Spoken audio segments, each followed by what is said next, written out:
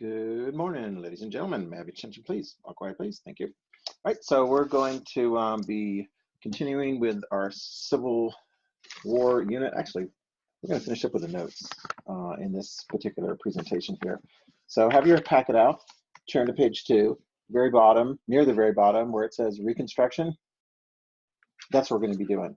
And I've got a couple of videos in here, and then a lot of ones that I'm going to have you pause, play, and take a look at. I'm not going to include them in here because, man, I don't want to get no copyright block.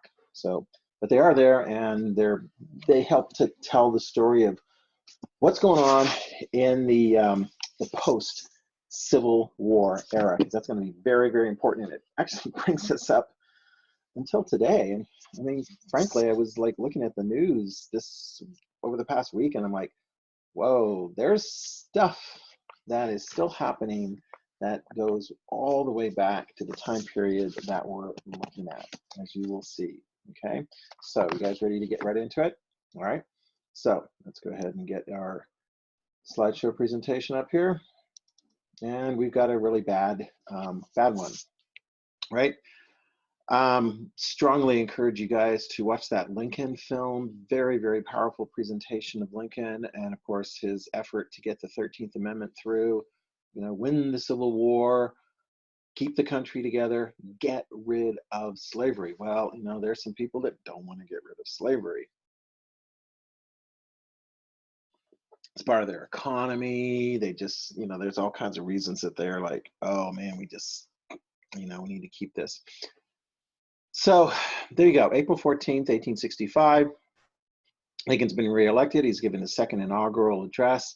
The war is wrapping. The war is, I think the war wrapped up like within a week before that at Appomattox. I think there's, you know, some straggler Confederate units, but, you know, Lee surrendered.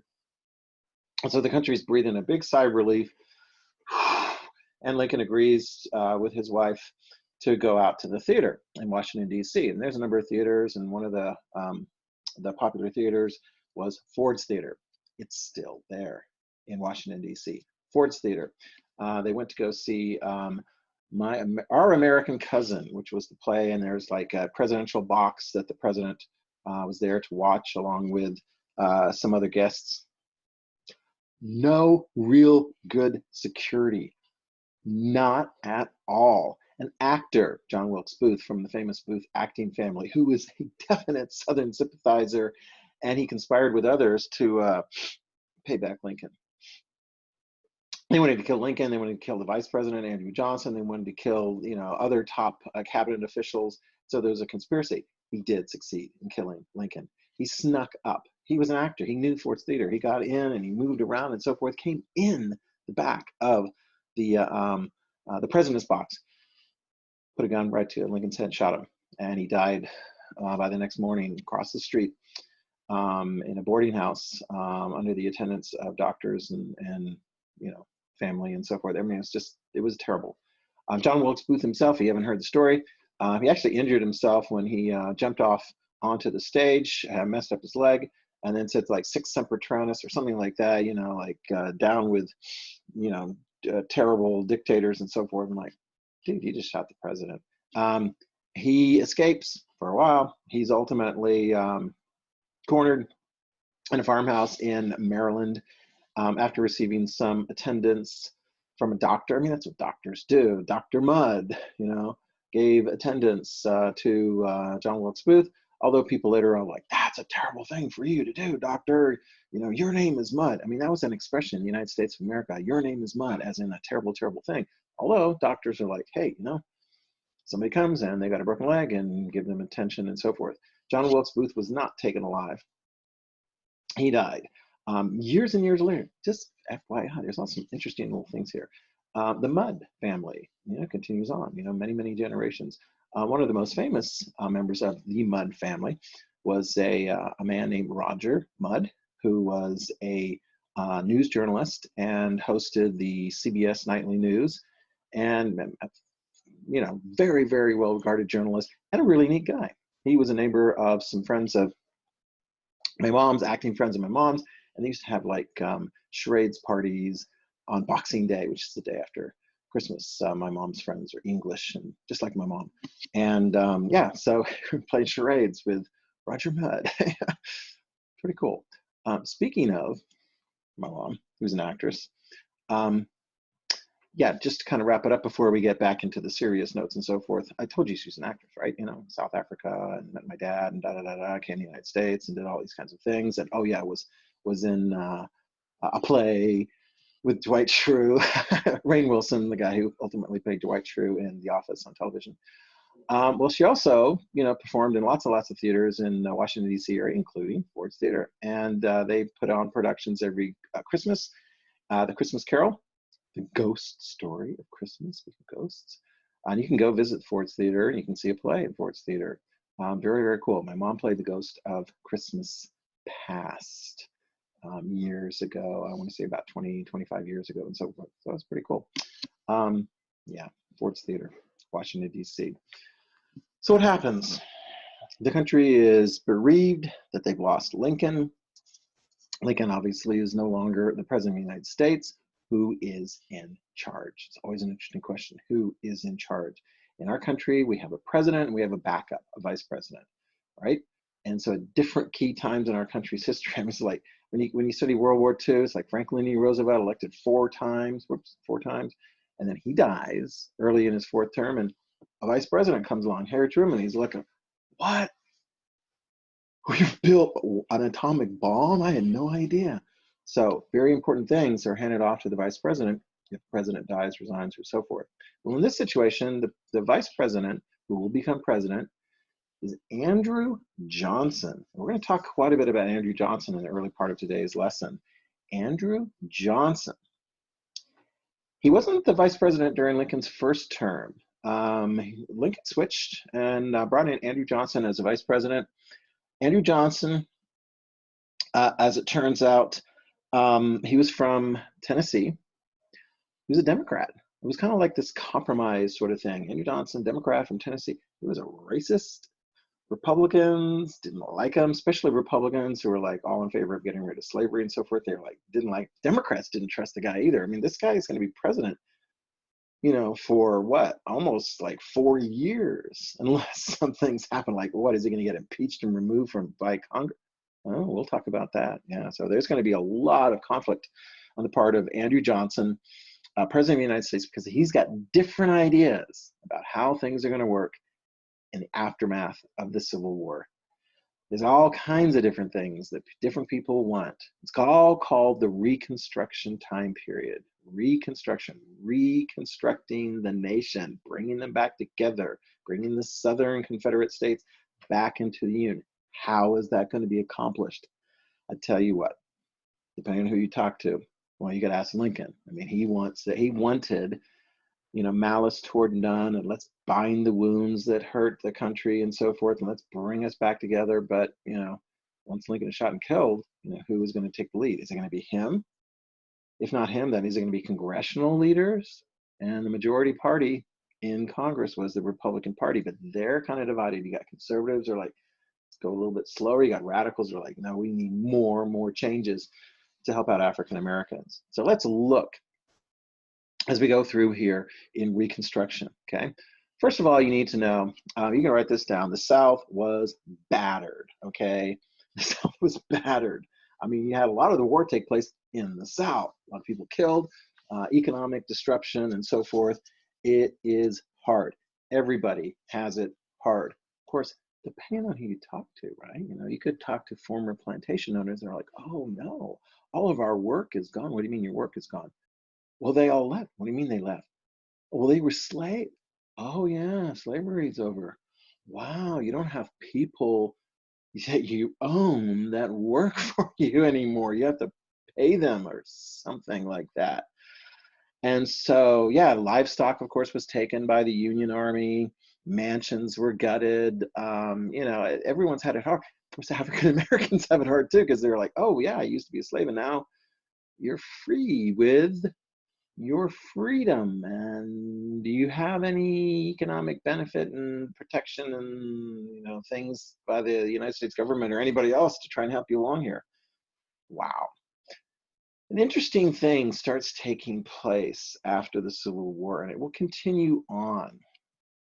And that is, like with anything in history, it's like, how is history told? The telling of history by the winners, the losers, and all kinds of people involved. Well, if you go to, say, for example, Gettysburg, it's a national battlefield, and of course, they've got the cemetery that Lincoln dedicated. There were monuments that were put up at key battle sites from all the various different Union units that participated. But over time, it was very interesting because over time, you started to see monuments put up by Confederate units. They were in the fight too. And as these monuments were put up, there was almost sort of like a, a shared history of, will, we fought against this group and this group fought against that group, and what was it all about? And oh my gosh, it was a shared violence and so forth. But what was it all about? What were the fruits of the Civil War? Just bringing the country back together? Is that it? Freedom for the slaves? Former slaves? I mean, what is this all about? It's a very interesting story. And as you read the various different stories, including a very popular book written many years after the Civil War, it's called Gone with the Wind, by Margaret Mitchell. And it tells the story before the Civil War, after the Civil War, excuse me, before the Civil War, during the Civil War, and after the Civil War, in the story of Gone with the Wind, from the perspective of Scarlett O'Hara. There's Scarlett O'Hara, right? She's a Southern belle, and she, just to get through the story, is Southern belle, and she really is like in love with Ashley Wilkes, right? Well, Ashley Wilkes is all set to marry his cousin, Melanie, right? So Scarlett is all like, I want Ashley, and Melanie should get out of the way. And of course, Ashley's torn because, he's betrothed to get married to Melanie. He likes Melanie. Melanie's really cool. I mean, Melanie's really nice. Melanie loves Scarlett. She doesn't see anything bad about Scarlett. I mean, good grief. Scarlett's all scheming to take her husband away and so forth. And Melanie's like, oh, I don't know. Scarlett helps me out and all these different things. And I can't say anything bad about Scarlett anyway. And of course, then there's right here, Clark Gable plays, why is it escaping me right now? Oh, Rhett Butler. Yeah, Rhett Butler. He's not sort of aristocratic and so forth, but he is a clever guy. And he's an interesting guy. He's like kind of does this and this. And, during the Civil War, he's smuggling guns. And so the Confederates like him and so forth. But, as far as his relationship with Scarlett, he likes Scarlett. Scarlett kind of likes him. And so you get this tempestuous, it's a love story, okay? It's this tempestuous love story in the midst of everything going on and so forth. And yeah, I mean, and it is. I mean, it's like one of the world's famous love stories. It was put into a movie in 1939, very, very popular, so lots and lots of tickets, right? And you've got the scene here, right? Which I gotta, in a moment, stop it, play it, so you can see. I'll play the trailer first, and then you can stop and look at the scene here. But you've got right here in the midst of, the Civil War is all wrapping up and so forth, and their plantation, Tara, is just destroyed.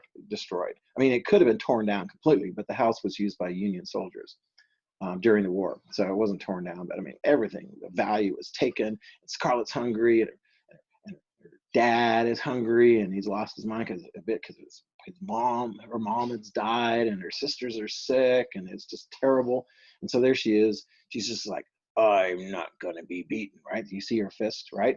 As God is my witness. As God is my witness, they're not going to lift me. I'm going to live through this. And when it's over, all over, I'll never be hungry again. No, nor any of my folk. If I have to lie, cheat, steal, or kill, as God is my witness, I'll never be hungry again. I mean, yeah, she's going to do all kinds of various different things and so forth. Yeah. Interesting point, though. As you watch this movie, your sympathies and your attention is drawn toward these Southern whites who are going through a lot of difficulty and so forth. But it's an interesting portrayal. Watch this, especially when as we go forward through here and so forth. When the movie came out, it was like, hey, it's a movie and so forth. How are the African Americans portrayed in the film? Yeah, it's interesting because if you watch the film, the African Americans are portrayed in the film as generally not terribly clever and really okay with working for these white slave owners, and white slave owners treat them really well according to the movie, according to the book, according to this version of history. We'll play this through. We'll play this theme and so forth, because it's going to be very important. What was the war fought over? Because eventually some of the victories of freedom for African Americans and the right to vote and the right to have property and the right to have freedom and equality and all those kinds of things in the Deep South are going to be lost, like within about 10 or 12 years after the Civil War. This is going to be kind of a depressing lesson for you. But let's show you the trailer for Gone with the Wind, and then you can click as well on the Never Go Hungry scene, which is very, very powerful. Okay, let's go ahead and get this one up here. Okay, and come on, full screen. There you go. All right.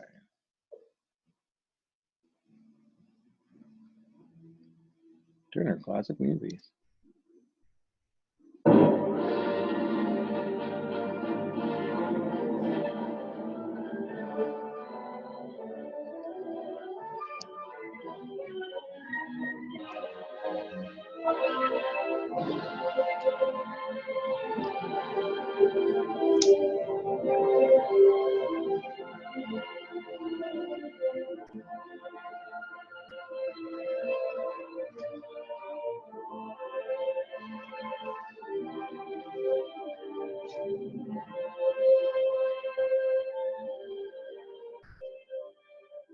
Gone with the Wind has captured the imagination and acclaim of the entire world.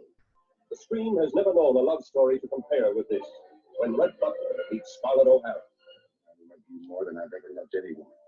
And I've waited longer for you than I've ever waited for any woman. Have you know? Kiss me once. Can't we ever forget that day at 12 Oaks? Do you think I could ever forget it if you forgot me? Can you honestly say you don't love me? No, I don't love you. It's a lie. Well, even if it is a lie, do you think I'd go up and leave Melanie and her baby? I'm not calling. Come on, You're Ashley. never calling me Red Butler or frightened. You've lived in dirt so long you can't understand anything else. They're married at You're this time. jealous of something you can't understand. Good night. I wonder if he's going to ask for consent. It's not that easy, Scarlett.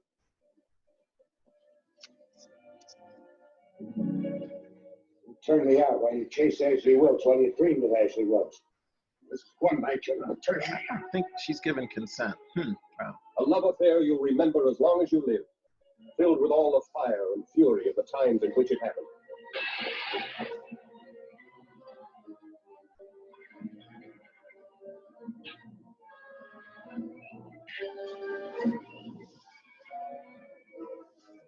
Gone with the Wind. First picture to win 10 Academy Awards. The most honored, the most talked about motion picture in all film history.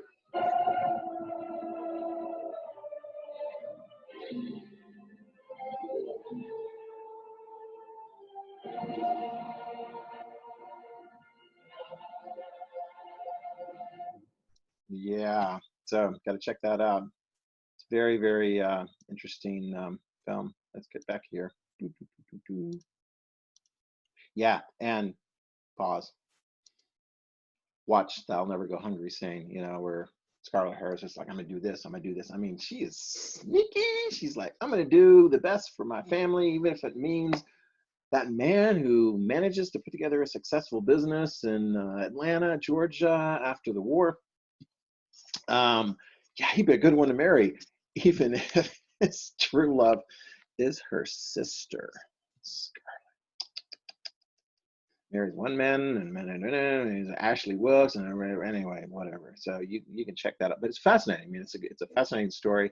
But I do look at it a little bit differently over the years, especially with the portrayal of the various different people, and kind of like, what's the underlying thing here? What are they trying to rewrite history and so forth? Yeah. All right. Well, speaking of history, let's get back to the details here. So you had in the Deep South, the slaves are free.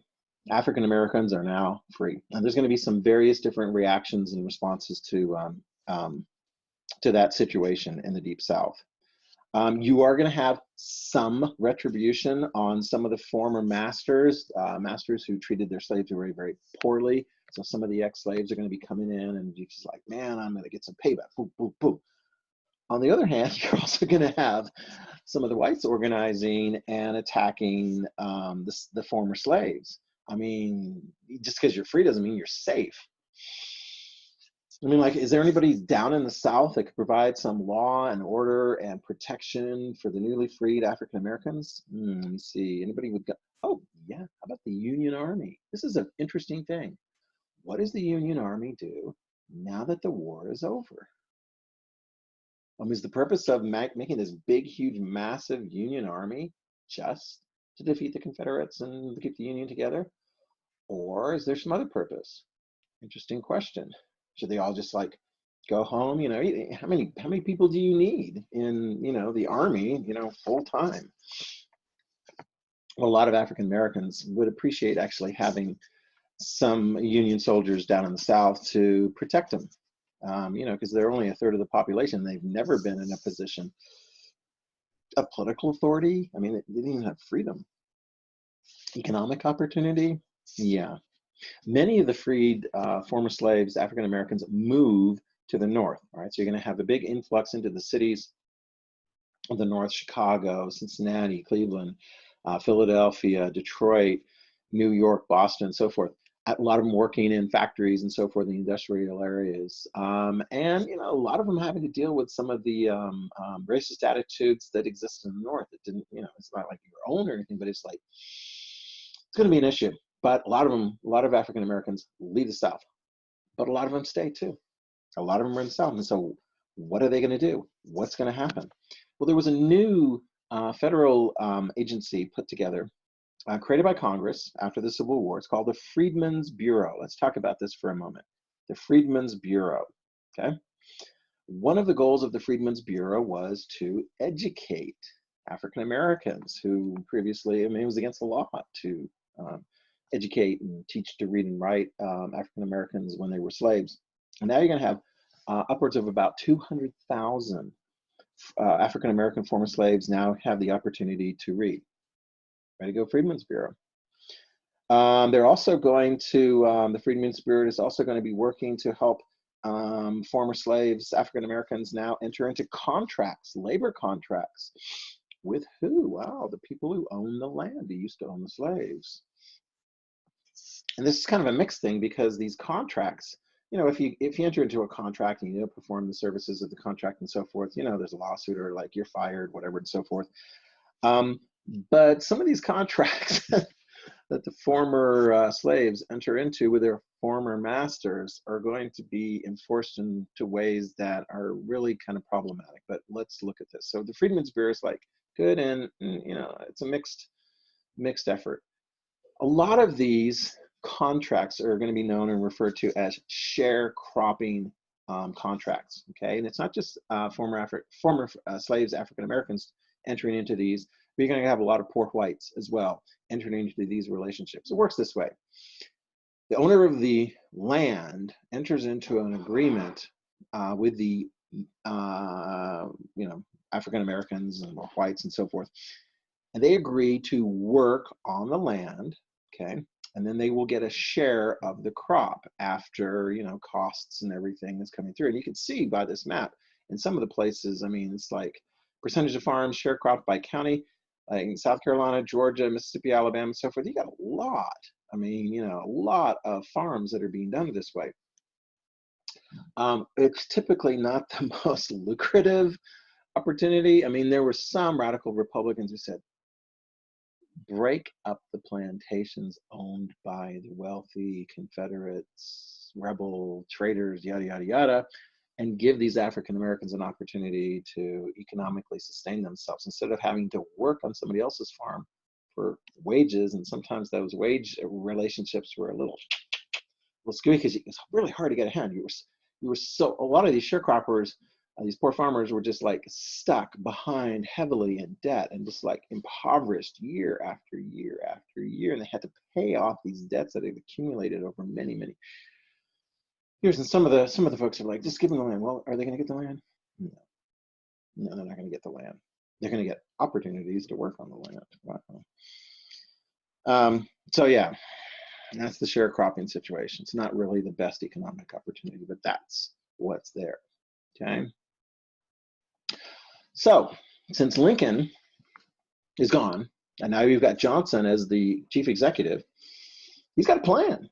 Let's take a look at his plan. His plan is very interesting. All right, as I mentioned before, he's from Tennessee, former slave-owning state. Democrat, all the Democrats don't trust him. And he was picked by Lincoln's kind of this sort of balancing thing and so forth. Very temperamental man. Didn't get along too well with the leaders, the Republican leaders in Congress. He's got some interesting ideas. Here, you can read through this, and I will tell you some of the things. Basically, Lincoln was like, if Lincoln had been still alive, he would have said, okay, let's make sure that the South comes back.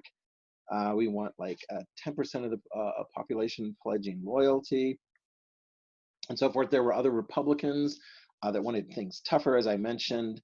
They wanted greater protection for the freed African Americans, maybe land distribution, and tougher terms for reinstatement by former Confederate officers and so forth back into social political life in the Deep South. Well, Johnson comes along and he didn't like any of those ideas. His plan, known as presidential reconstruction, you see that in your notes there, presidential reconstruction, is like, let them all back in, as in like the former Confederates. Just let them all back in. Just let them back in. All right. And once they get back in and the whites are in charge, they can set up laws the way they want to, just, state laws and so forth. And it's like, what do you expect laws to look like in the Deep South in these states with all of the former Confederate officers now returning into a position, and African Americans are in the minority and they've never been in a position of economic strength or any political strength and so forth, whatever. So what you get is you get a lot of same old, right? You get these laws that are now passed in the Deep South, and they're called black codes. And literally, it is a state regulation of the affairs of freed slaves. And they punish, there's punishment by the government for people who break the labor contracts, the sharecropping contracts. And it's almost like they take the laws that previously had to do with slaves and they just take the word slave and they put, black or freed person or whatever. They're crazy, ridiculous laws that are basically, the Confederates are former Confederates, are trying to put back the way things were. We don't call them slaves, but put them back into place. Needless to say, this plan, and here's one thing, like the Republicans are like, are you kidding me? Yeah, sharecropping looks like serfdom. This is terrible. And Confederates, top Confederates, the former vice president of the Confederacy, Alexander Stephens, if you watch the movie Lincoln, there he is. He was one of the negotiators that tried to get, the surrender of the South in exchange for, oh, you're not really going to free the slaves, are you? And Lincoln's like, yeah, we're going to get both. Right? So here he is, Representative Alexander Stephens. He didn't go to jail. He didn't hang from a tree. He's not listed as a traitor in the mind of President Johnson. He ends up going back into Congress. Wow. And so you get these Republican senators and representatives like, I don't think this is what we fought for. We want something different. And they're concerned because now that you're looking at the population, the Deep South actually is going to get more representatives in the House because they don't have that 3/5 clause. Remember that, where it said 3/5 of a slave is counted toward the population as far as representation and taxes and yada, yada, yada. So the population and representation in the South is going up, and the electoral college impact is going up as well. The Republican leaders are like, this is just no. This is taking place in the latter part of 65 and into 1866. Of course, there's an election. There's a congressional election coming up in November of 1866, right? For like a third of the Senate seats and all of the House. The president's there, but the leaders of Congress they start pushing for changes, right? So here's one big change. March of 1866, all right? So now the leaders, the Republican leaders of Congress are like, you know what? We're not going to look to President Johnson to take the positive lead here. We're going to pass the Civil Rights Bill, okay? Here's one thing it does. It gives citizenship to African Americans, okay? Citizenship. Passes the House, passes the Senate. You see right there, there's a headline, vetoed by President Johnson. Wow, does that mean it's dead? Well, you'll learn, if you haven't already, that if a bill passes the House and the Senate by simple majority vote, goes to the president vetoes it, that veto can be overridden with 2/3 of a vote by the House and 2/3 of a vote by the Senate, at least. And that's what happened with the Civil Rights Bill. Johnson was like, you know, the Republican leaders and the vast Republican majority in the House and Senate are like, man, forget it. And so it went into law. Okay, so the bill became an act. It went into law. Perhaps more importantly, an amendment to the Constitution, right? 13th Amendment gives African Americans the right to be free, right? So we got 13th Amendment. 14th Amendment comes along here, and this is going to end up being a big, big deal. You look at this even more closely next year, the interpretation of that is going to be huge. But here is the gist of it, right there. No state shall make or enforce any law which denies to its persons within the jurisdiction the equal protection of law. So now you got African Americans as citizens of the United States, right? Now no state can deny equal protection of the laws. So if you're a citizen of the United States, you're supposed to be treated equally. You can't make laws that treat African Americans differently. We think, hold on to that thought later on. The intent here is to provide protection for African Americans. Let's look and see how that ultimately is going to be played out when the Supreme Court has to interpret what the 14th Amendment is. But the idea, you know, is there a constitutional amendment, a provision to provide status and equal protection for African Americans. I mean, it looks like it could be a pretty big deal. Again, as we go into the 1866 elections,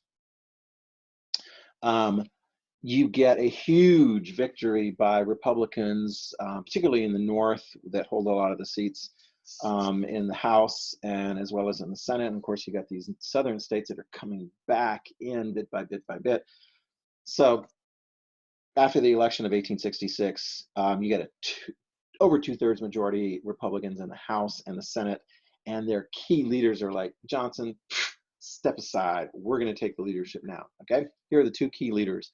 Thaddeus Stevens, if you watch the movie Lincoln, you know him quite well. He was one of the big proponents, played by Billy Bob Thornton, okay, in that movie. Really well portrayed. Thaddeus Stevens, Republican, radical Republican, very much in favor of big things that could help African Americans. He's from Pennsylvania. He's a leader in the House. Charles Sumner, remember Charles Sumner? Yeah, he was the guy that got beat upside the head when he was engaged in a speech before the Civil War. Remember that one? Yeah, he was like, I mean, he had suffered pretty badly as a result of that. He's going to be from Massachusetts. He's going to be continuing on in the United States Senate, taking the lead there. Okay, so as they come in, right, the election's 1866. You get now 1867, the new Congress has come in and they're passing laws this way, that way, and so forth. So we move away from presidential Reconstruction, according to Johnson, and now we get into congressional Reconstruction, sometimes referred to as military Reconstruction, also known as radical Reconstruction. The Republicans in Congress are taking charge, and yeah, this is going to be quite different. Well, let's take a look at some of the things that came out as a result of that, okay? First thing is, you can see from the map, the South, right, the Confederate South, the states that had broken from the Union, they're going to be reorganized. They're going to be divided up into 5 military districts. Yeah, 5 military districts. You see them right there? And so you're going to have a general in charge of, Union general in charge of each of those districts. And 20,000 Union troops are going to be there. Okay, got that? Then there will be disenfranchisement. You're like, what? The right to vote will be temporarily taken away from former Confederate soldiers, officers, and so forth, people who were involved in the Confederacy. So they're not going to get the right to vote. Wow, I mean, who is going to vote down there? Oh, and then we're going to have, oops, the 15th Amendment. So I didn't have a slide for that one. I should have. 15th Amendment. What does the 15th Amendment do? The 15th Amendment says you have the right to vote regardless of what race you are. Okay? So the purpose of that is to say, freed African American former slaves in the Deep South, you get a vote now. Oh, and you might notice that there's a lot of people that can't vote because they're temporarily disenfranchised because they were not loyal during the Civil War. And so that passes Congress. 1869, it's ratified in 1870. Okay, so now you have African American voters. Men, women aren't going to get the right to vote until the 20th century. But African American voters are going to play a big role now in elections in the Deep South, in the former Confederacy. Okay, let's take a look here. All right, this is a lovely picture depicting some of the African Americans elected from the Deep South into the United States House of Representatives between the years 1868 and 1876. And notice it's just that 8-year period. It's not going to be longer than that 8-year period, as I will explain later. But from 1868 to 1876, 14 African American representatives to the House of Representatives, 2 African American senators. Okay, some of the states are going to elect African American governors. You're going to have lieutenant governors and so forth. African Americans will play a very important role in the governance of our country and in the Deep South during this time period, with the protection, oh yeah, of the Union troops. And of course, then you're going to have some whites that are going to be like resisting this and protesting against this. And keep this in mind, some of the Union troops are like, why are we here? Are they going to be able to like withstand year after year of complaint of being in the South? Well, you know why they're there, to protect the rights of African Americans who were free, who are in a difficult position. Will the North, will the country have the stomach and resolve to follow through to ensure African Americans have these rights? Well, there's going to be some interesting things taking place in the latter part of the 60s and into the 1870s. All right. Oh, yeah. And of course, here we have, this is the, whoa, racism? Yeah. This is a cartoon that came out during the time period saying this is what African Americans look like when they're actually working in the United States House of Representatives or in state legislatures and so forth. I mean, this is a much more dignified picture. And this is how they're being portrayed by whites who say basically African Americans are not in a position, they shouldn't be in a position to handle that kind of responsibility. Yeah. Oh, and they start to organize in other ways too, the whites in the Deep South. All right. I mean, it's like you got the cartoonist, and then you got the people who are going around to the African Americans that are living in the Deep South who are, you know, like going, well, you know, we got to vote, and da-da-da this, and we got to do this, and da-da-da this. And so they organize this secret group of people that will try to break the will of African Americans to carry this out. And of course, this, I'm a little bit ahead of myself here. Of course, there are people from the North, Yankees, carpetbaggers, you know, whatever. They make their bags out of sturdy material. Maybe it's carpet samples. The Southern whites hate them because they come down and they're taking advantage of opportunities to be entrepreneurs and set up businesses and so forth and work with freed African Americans. And Southern whites are like, oh my gosh, we got the Union Army and we got African Americans that are free and we got these carpetbaggers, and it's like, wow, what are we going to do? We got to organize something. And so they organize these secret groups. There it is, 1866, the Ku Klux Klan, headed up by former Confederate officers and other locals who basically use, let me see, what methods do they use? Yeah, terrorism, riding around at night, attacking opponents, African Americans and so forth. Murder, lynching, grabbing somebody, killing them, hanging them up from a tree as a way to intimidate. And of course, they didn't want to be seen, so they would hide their identity. And, you know, because the Union officers would come after them. I mean, this is a terrorist organization, KKK. That was going on during this time period. Yeah. KKK is portrayed in Gone with the Wind. I didn't realize that when I watched that movie multiple times when I was younger. It isn't until later I'm like, oh, yeah. Here in a moment, pause whenever you want.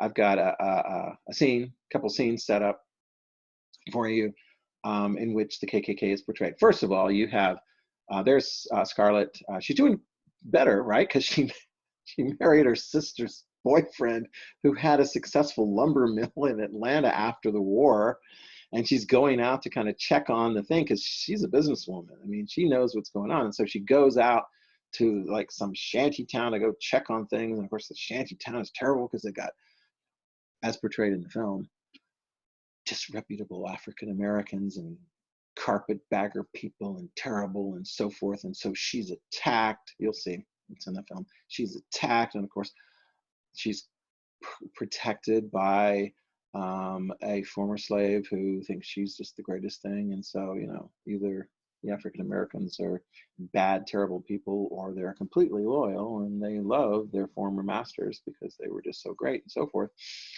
So anyway, it's interesting because you've got this, attack, and she survives it. She survives it. She's okay. But then the white gentlemen, right, the former Confederate officers and so forth, they're like, what can we do? Can we call upon the Union Army to do something about this attack? No, they take it into their own hands. They don't use the letters KKK in the film. No. But Ashley Wilkes, who's married to Melanie right now, there's Melanie, there's Rhett Butler. He's not going to be involved in the raid, but Ashley and his friends go out to clean out the shanty town. It's all very, very subtle, but what's actually going on here is a KKK raid on an area that is being populated by carpetbaggers, Northerners, and freed African Americans. But it's all portrayed as he's the good guy. He's the good guys. Watch those two scenes. Interesting how history is portrayed. Got to clean those guys out. Mm-hmm. Ashley will survive, so will Rhett. Melanie dies later on, which gives Scarlett an opportunity to marry Ashley Wilkes or something, I don't know, which is going to create some real issues between Scarlett and her husband, Rhett Butler. Anyway, whatever, the drama.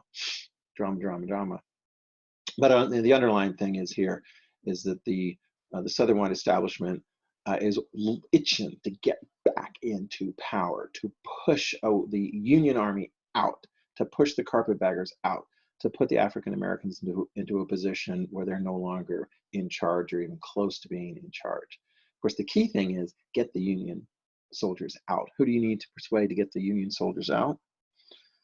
Well, you need the president. The president's the commander-in-chief. Well, oh my God, do we have to? Oh yeah. Oh, sorry, I've got this clip too. Yeah, definitely clip on this one. Although warning, right? Which history film is more accurate portraying African Americans and during the time period of before, during, and after the Civil War, particularly before and during the Civil War? It's always fascinating because you got a depiction here. This character is portrayed. She was like a former slave and then a former slave, and she doesn't know anything about birthing babies, and she acts like she's portrayed as acting like an idiot, when Melanie's about to give birth. And then, of course, in the movie 12 Years a Slave, you have a depiction of what happens when slaves displease their masters. So you get a really sharp contrast with how Hollywood portrays African Americans during the same time period. Warning, some of the images, not so much from the Gone with the Wind clips, where everything's fine and cool and everyone gets along and all the slaves are treated really well, but from the 12 Years a Slave, because that is graphic. It's an R-rated movie, so watch the comparison between the two. Warning. The clips from 12 Years a Slave are a little bit harder to handle. Okay. Oh, there's lynching in it? Did I tell you about lynching? Lynching? Yeah, this is from 1882. Not long after the Reconstruction period is over. Until 68. Oh my gosh, so we got a long time period of here. Oh my gosh.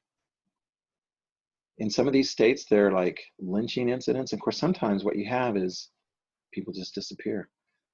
African Americans are seen as being out of line, trying to vote, trying to advance themselves. I mean, what is lynching? what is the community just like sneak around? Some of these things are going to be, I'll notice some of them up in the north. This is messed up part of history. Sorry. Sorry, not sorry. You need to know what's going on in the United States of America. Yeah, this was in the 1900s. In Indiana, I thought that was like a union state, like a free state. Look at a crowd. These people aren't covering their identity. This is like a social occasion and so forth. African Americans who are seen as out of line, and you get, this is not justice by the government for crimes that were accused and convicted in a trial. This is vigilante justice.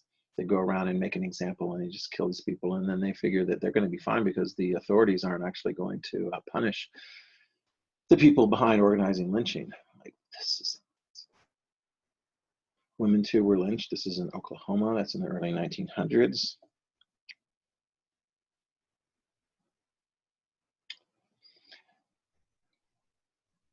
There was a movie made in the early 1900s. Before we get to Andrew Johnson, who doesn't do much of anything, President Grant will, but eventually you're going to get presidents who are like, am I going to lift a hand? Is the country going to lift a hand to do something about this? No. And in the meantime, we'll pause here for a moment here and consider this. And I've got a clip for you. You're going to have to pause here and play this yourself because it's fascinating. About a film that came out called The Birth of a Nation, D.W. Griffith. I showed in an earlier presentation a movie called A Birth of a Nation about Nat Turner's rebellion. That was much more modern and portrayed African Americans as, you know, being treated very badly as slaves. And then here you have Nat Turner's rebellion rising up and so forth, and it gets crushed, you know, brutally.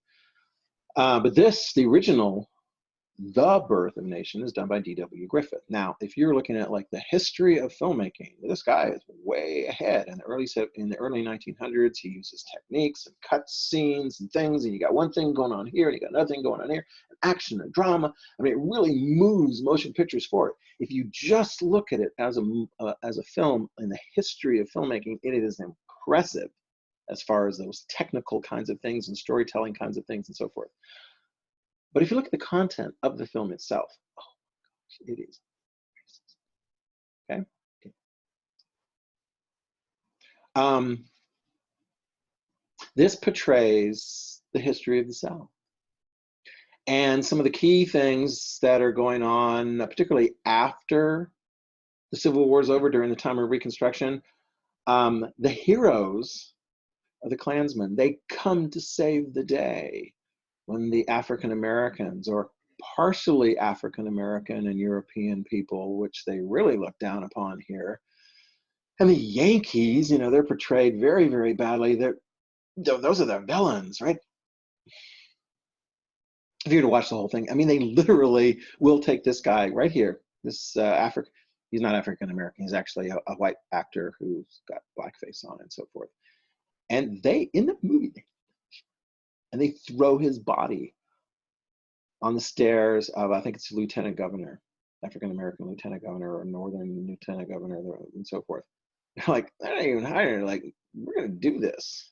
And it's portrayed in this. Just how Hollywood portrays. It's just the scene back in that time period. And this movie's playing all over the country. And you're going to have African Americans are like, this is a horrible movie. They're going to protest against it and so forth. But other people are going to like, yeah, the President of the United States, Woodrow Wilson, like, ah, it's a cool movie. Wow, let's give it some, you know, awards and so forth. It's going to get better, right? I mean, Hollywood eventually is going to get better, right? Oh, here's a Disney movie that came out in 1946. Good luck trying to find this on the Disney Channel. They don't do the Song of the South. No, it's not been released on home video. Pause at some point and watch the clip here that I've identified. It's got all these nice, happy, you know, zippity-doo-dah, all kinds of things and so forth. But the African-American portrayals as, you know, gentle and kind and okay with their place in life.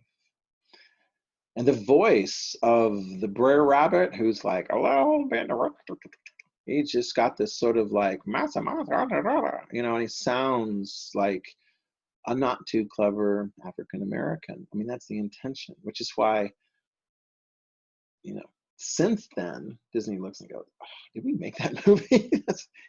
I mean, it's not too long after Gone with the Wind. I mean, are things changing? I mean, surely by the time we get to the modern time period, you're not going to have clearly racist depictions of people, right? So, like, for example, if you were to do some like science fiction, fantasy kind of thing, you know, like, I don't know, like Star Wars and so forth, right? You know, and you get various, yeah, you know, you got human things, and you got all the kinds of other creatures and so forth. Are any of them, oh my God, seriously. Jar Jar Binks is a creature from a species, from a planet. And George Lucas created this character. And people watching the movies are like, I'm hearing in the voice that this is. Anyway, I'll let you decide. There's some interesting clips here and so forth. I mean, is this a racist depiction and so forth? It's obviously a lot more subtle. There's been some major improvements. I mean, again, consider this. What do we have? Oh God, go back through the lynching. Gone with the Wind comes out, popular film. African Americans not portrayed very clever. African Americans portrayed much more realistically in 12 Years a Slave as far as how things really were for them during the time period. So I think Hollywood's getting it more right over a period of time. Very interesting. Watch the clips.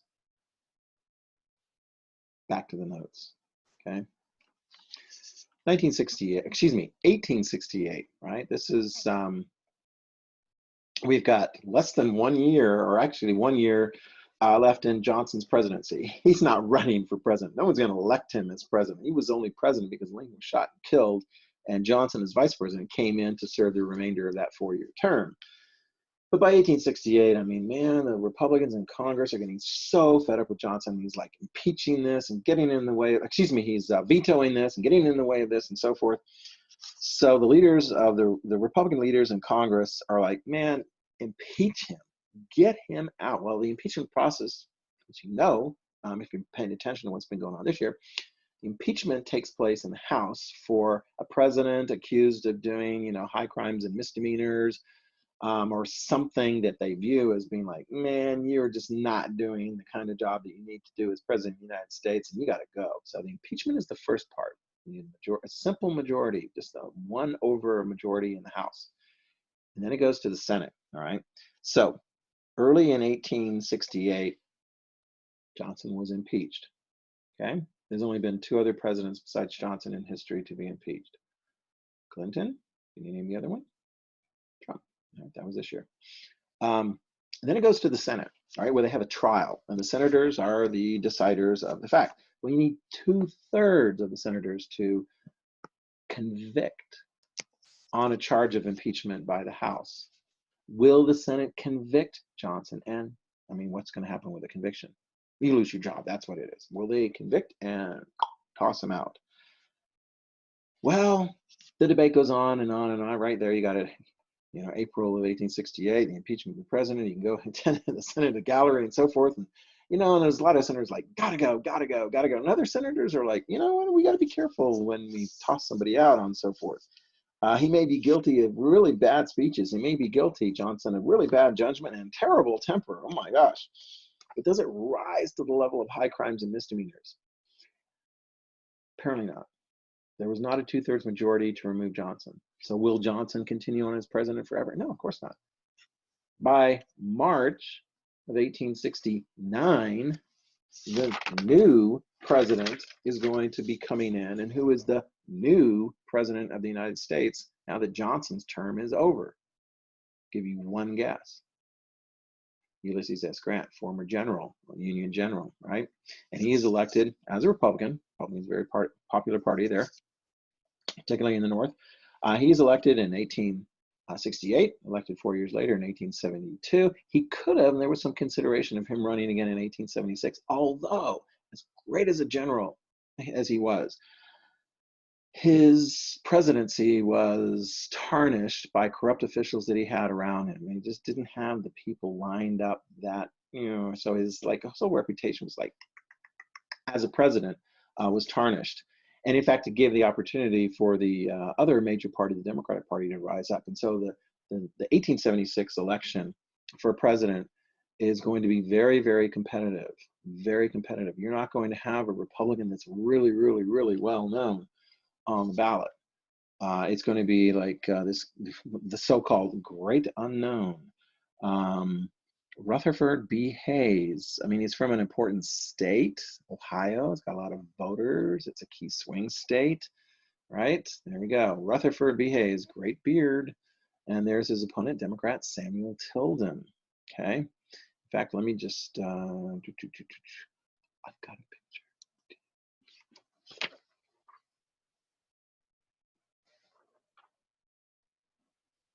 Yeah, I did that one a long time ago. Whatever. Rutherford. Okay.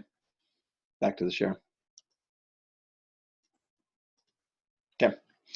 So this is a very important election. Samuel Tilden is a Democrat from New York. That was a smart pick because New York is like, they got the most electoral votes. And Samuel Tilden does well in the election, right? Look, take a look here, right? Popular vote is almost split. Let's throw this off a little bit. No, actually, this is right. Red, Republican, so red, think red, Republican, blue, Democrat, and so forth. So Tilden wins his home state of New York, so that gives him a big advantage. A lot of southern states, right? You're starting to get southern states coming in where the Republican Party wasn't popular, where the Democrats, former Confederates, are now getting their right to vote, and they're starting to get in the majority then of the number of people who are actually eligible to vote. And so the Democrats are going to be they're actually going to be doing quite well in the Deep South for like the next 100 years or so. You got your Republican strength up here in the North and in the West, but I mean it's like very, very close. And in the Electoral College, it's like literally like almost dead, perfect, smack on. You have contested elections from South Carolina, Florida, and Louisiana. You're like, oh, those Republican states. What's going on there? And so you get this big debate. I mean, it could go, basically you got a tie contested in the Electoral College. And you got these disputes out of these southern states, South Carolina, Florida, Louisiana, any one of which, if they went the other way, the Democrat then Tilden would win. But if they all, South Carolina, Florida, and Louisiana, go the Republican way, then it would go to the Republican candidate, right? Hayes, okay? So when there is no clear results from the Electoral College, it goes to the House of Representatives. Well, the House going to vote? Well, no, they appointed some commission. So you get this wheeling and dealing and all this kind of stuff and so forth. The election's in November of 1876. The new president's going to be sworn in March of 1877. So before March of 1877, you got these leaders in the country going, well, what about this? And what about this? And all that. There's a whole lot of wheeling and dealing. A lot of wheeling and dealing. A compromise is going to be reached. The winner will be Rutherford B. Hayes. That's why I've got a picture of him and not of Samuel Tilden. So the Democrats are like, okay, Republicans, we're going to let you win this one. But we want something. And particularly Democrats in the former Confederate states, southern states. What do they want? What do they want in exchange for, we'll let this go. We'll have Hayes as the president. Compromise of 1877 is very important, right? Number one, Hayes gets elected president, right? So he'll be there as president. Number two, let's see, what else do they want? Oh my gosh. They want the Union troops out of the South. And Hayes and the Republican leadership in Congress are okay with that. They pull the troops out. Reconstruction in the Deep South is over. There was not enough popular support continuing in the North to pay for and have designated in the Deep South Union troops, which were there for the protection and benefit of African Americans, former slaves, for the protection, benefit, being able to vote, sort of things. So that's the end of Reconstruction. As of 1877, you can see it. As of 1877, what's going to happen now in the Deep South? Post-Reconstruction. This is the part that you could kind of see coming. The Democrats are going to quickly move to redominate in the South, and going to set up all kinds of various different changes in laws. You know, things like grandfather clause, like, oh, well, you don't get a vote unless your grandfather voted. Well, that's kind of crazy. They're going to do all kinds of various different things to say to prevent African Americans from voting.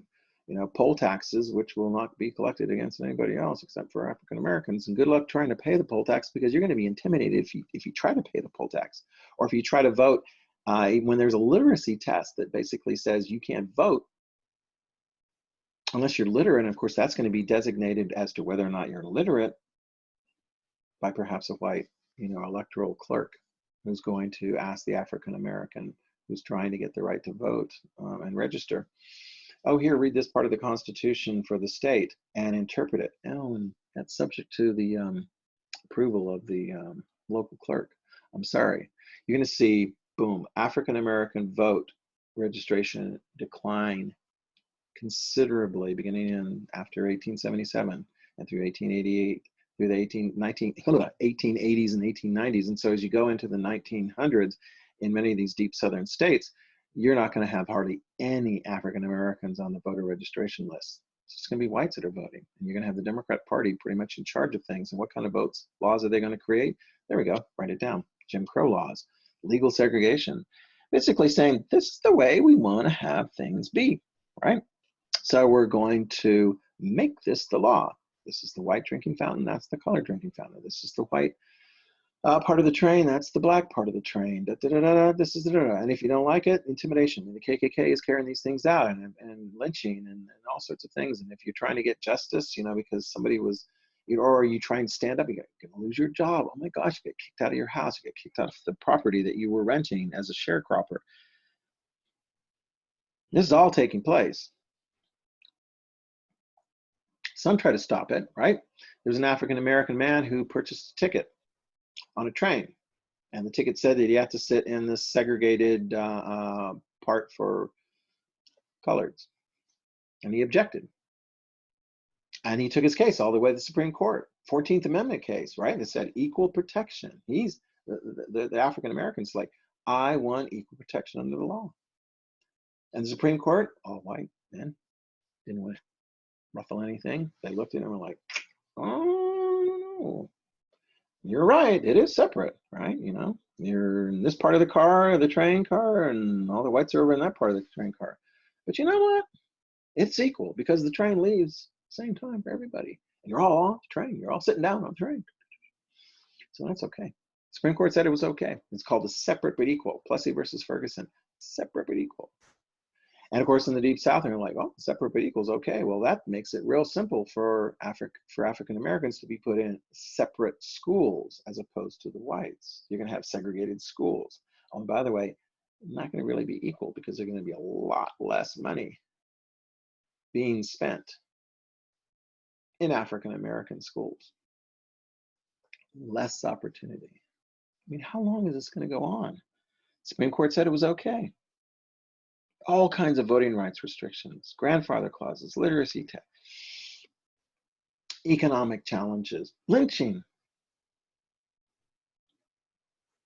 I mean, is it ever going to change? I mean, is there going to be some changes? Are you going to get changes after like Gone with the Wind? You're not going to get real changes until the 1950s. United States Supreme Court gets rid of Plessy versus Ferguson in a case called Brown versus Board of Education, where they say legal separation, legal segregation in public schools is unconstitutional under the 14th Amendment. They're going to throw Plessy versus Ferguson out. You're going to have African Americans and others pushing for civil rights changes. Martin Luther King Jr. and others, you're going to learn more about that in 10th grade government. Civil rights movement, very big. The 1950s and 1960s, the Voting Rights Act, which guess what, along with other changes in laws, gives African Americans the right to vote, protected by the federal government. Now you're going to start seeing African American voting participation going up, up, up, up, up. It had been taken away with a space of about 100 years. I mean, I suppose there's good news there eventually, but it is tough, you know, because once upon a time, you can see from some of the old things, if somebody was like, oh, I don't know, these guys were going through the neighborhood, they were seen, I don't know, doing something, or were they running in a white neighborhood? I mean, they actually had sundown laws in some like white communities where if an African American was in the community after sundown, there was going to be some tough justice. I mean, it's like, can African American run through a community? Well, you guys followed the news. And thankfully, the people that ran out and stopped that one African American and shot him dead are being prosecuted under the laws of Georgia. That's what's going on now. So who should we give the final word to? I don't know. How many of you guys say John Green? He's got an interesting way of sharing and sort of bringing this all back into context. Yeah, Reconstruction is a very, very important thing. It's almost like you got the Civil War, you get all these accomplishments, but then the real payoff doesn't come for so many years later in the latter part of the 1900s. So it's kind of depressing, but it's history. And have I ever tried to like hide some of the more difficult parts of history from you? No, I don't think so, because you got to know it. Okay, so we're going to let chime in for John Green. I'll come back here in a moment. All right, John Green, we got you set up. Yeah, we're going to do. Don't want that one. Want that one. Okay, large. Come on. There we go. Hi, I'm John Green. This is Crash Course U.S. History, and huzzah! The Civil War is over! The slaves are free! Huzzah! That hit me in the head. It's dangerous, Crash Course. So when you say don't aim at a person, that includes myself? The roller coaster only goes up from here, my friends. Huzzah! Mr. Green, what about the epic failure of Reconstruction? Oh, right. Stupid Reconstruction was ruining everything.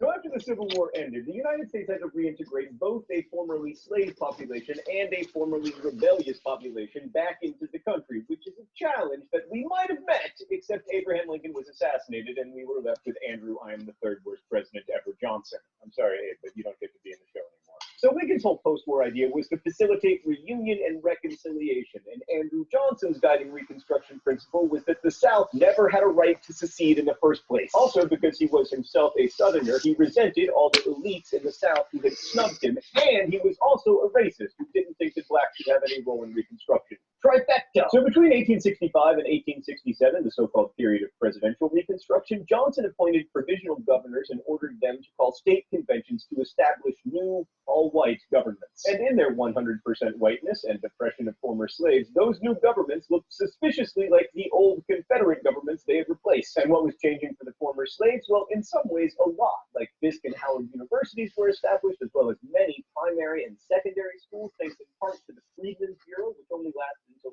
1870, but had the power to divide up confiscated and abandoned Confederate land for former slaves. And this was very important because to most slaves, land ownership was the key to freedom, and many felt like they'd been promised land by the Union Army, like General Sherman's Field Order 15 promised to distribute land in 40-acre plots to former slaves. But that didn't happen, either through the Freedmen's Bureau or anywhere else. Instead, President Johnson ordered all land returned to its former owners, so the South remained largely agricultural, with the same people owning the same land, and in the end, we ended up with sharecropping. Let's go to the thought bubble. The system of sharecropping replaced slavery in many places throughout the South. Landowners would provide housing to the sharecroppers. No, thought bubble, not quite that nice. There you go. Also tools and seed, and then the sharecroppers received, get this, a share of their crop, usually between a third and a half, with the price for that harvest often set by the landowner. Freed blacks got to control their work, and plantation owners got a steady workforce that couldn't easily leave because they had little opportunity to save money and make the big capital investments in like land or tools. By the late 1860s, poor white farmers were sharecropping as well. In fact, by the Great Depression, most sharecroppers were white. And while sharecropping certainly wasn't slavery, it did result in a quasi-serfdom that tied workers to land they didn't own, more or less the opposite of Jefferson's idea of the small independent farmer. So the Republicans in Congress weren't happy that this reconstructed South looked so much like the pre-Civil War South, so they took the lead in Reconstruction 1867. Radical Republicans felt the war had been fought for equal rights and wanted to see the powers of the national government expanded. Few were as radical as Thaddeus Tommy Lee Jones Stevens, who wanted to take away land from the Go southern Tommy Lee. settlers and give it to the former slaves.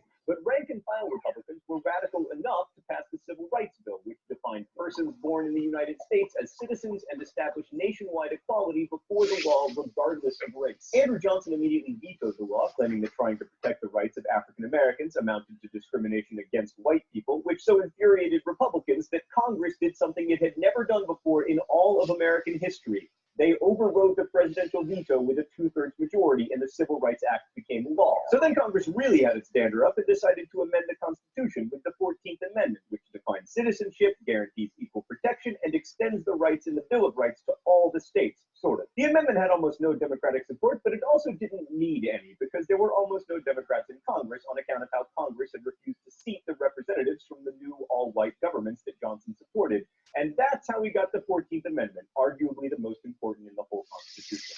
Thanks, Doctor. Oh, straight to the mystery document today? All right. The rules here are simple. I guess the author of the mystery document and try not to get shocked. All right, let's see what we got today. Section 1. Be it ordained by the police jury of You guys might get this. St. Landry that no Negro shall be allowed to pass within limits of said parish without special permit in writing from his employer. Section 4. Every Negro is required to be in the regular service of some white person or former owner who shall be held responsible for the conduct of said Negro.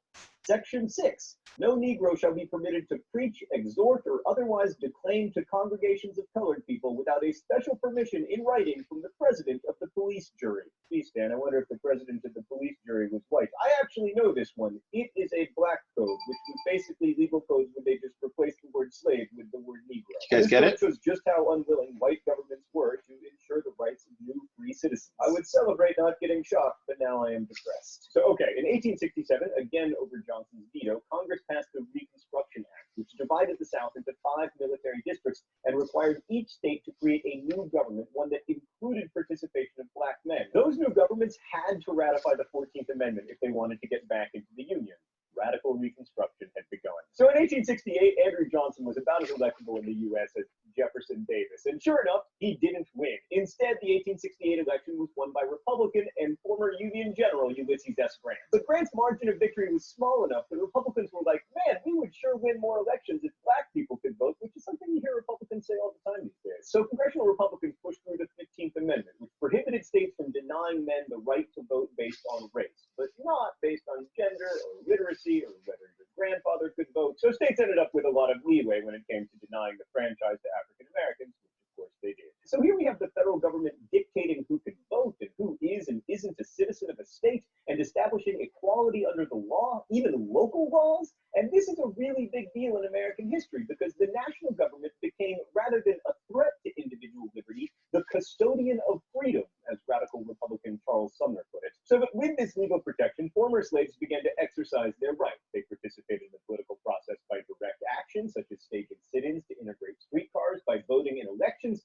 and by holding office. Most African Americans were Republicans at the time, and because they could vote and were a large part of the population, the Republican Party came to dominate politics in the South, just like today, except totally different. Now, Southern mythology about the age of radical Reconstruction is exemplified by Gone with the Wind, which of course tells the story of Northern Republican dominance and corruption by Southern Republicans. Fortune-seeking Northern carpetbaggers seen here, as well as Southern turncoat scalawags, dominated politics, and all of the African American elected leaders were either corrupt or puppets or both. Yeah, well, like the rest have Gone with the Wind, that's a bit of an oversimplification. There were about 2,000 African Americans who held office during Reconstruction, and the vast majority of them were not corrupt. Consider, for example, the not corrupt and amazingly named Pinckney B.S. Pinchback, who from 1872 to 1873 served very briefly in Louisiana as America's first black governor, and went on to be a senator and a member of the House of Representatives. By the way, America's second African American governor, Douglas Wilder of Virginia, was elected in 1989.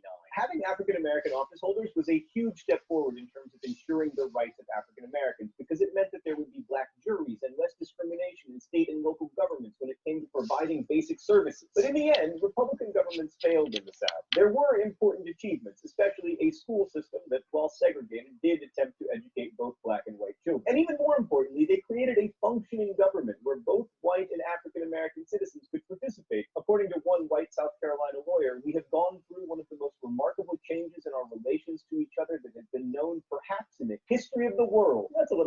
symbolic, but we are America after all.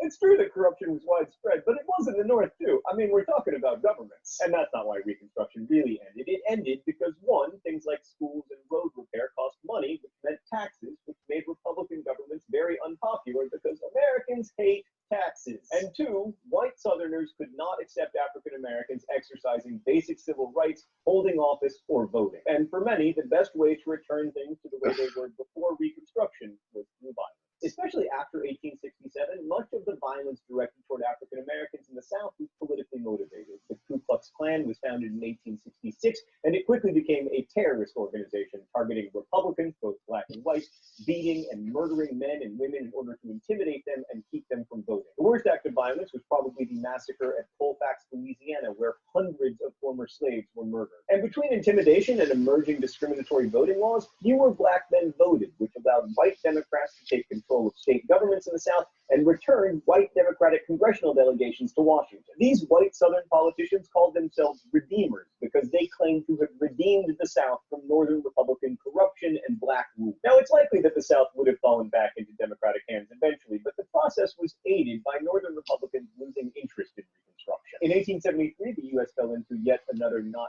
quite great economic depression, and Northerners lost the stomach to fight for the rights of black people in the South, which, in addition to being hard, was expensive. So by 1876, the supporters of Reconstruction were in full retreat, and the Democrats were resurgent, especially in the South. And this set up one of the most contentious elections in American history. The Democrats nominated New York governor and NYU law school graduate Samuel Tilden. The Republicans chose Ohio governor and Kenyon College alumnus Rutherford B. Hayes. One man who'd gone to crash course writer Raoul Meyer's law school, and another who'd gone to my college, Kenyon. Now, if this election had been based on facial hair, as elections should be, there would have been no controversy. But sadly, we have an electoral college here in the United States, and in 1876, there were disputed electoral votes in South Carolina, Louisiana, and of course, Florida. Now, you might remember that in these situations, there is a constitutional provision that says Congress should decide the winner, but Congress, shockingly, proved unable to accomplish something. So they appointed a 15-man electoral commission, a super committee, if you will, and there were 8 Republicans on that committee and 7 Democrats, so you will never guess who won. Kenyon College's own Rutherford B. Hayes. Go, lords and ladies!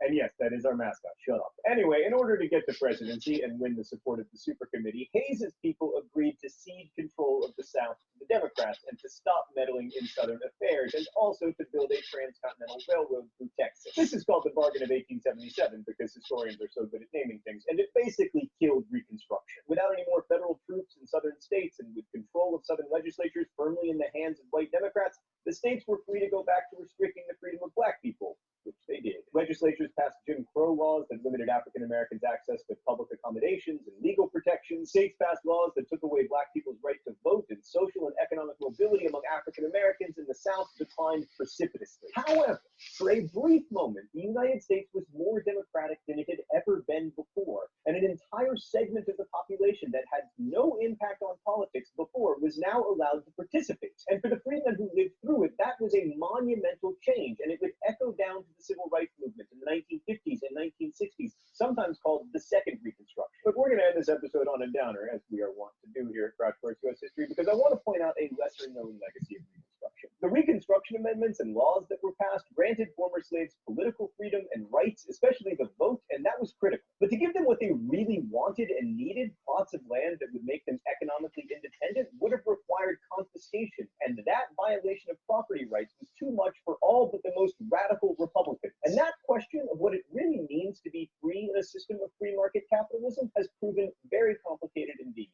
I'll see you next week. Crash Course is produced and directed by Stan Muller. Our script supervisor is Mary. Thank you, John Green. Thank you very much. All right, let's go to, let's go back here. All right, so I'm going to wrap it up with you guys. That was the lesson. That was our last lesson for the year. Yeah, Reconstruction. So as I'll put in Google Classroom, you're going to hear it from me here, and you'll see it in Google Classroom. You'll want to come, make sure you got everything you have to put together all the different things and nuances from these particular units, because I'm going to have some essays, assessments for you guys to do. Make sure you do all these things together. And next week will be your essays, and that'll be the last week of school. So as always, stay healthy, stay safe. Miss you guys. All right.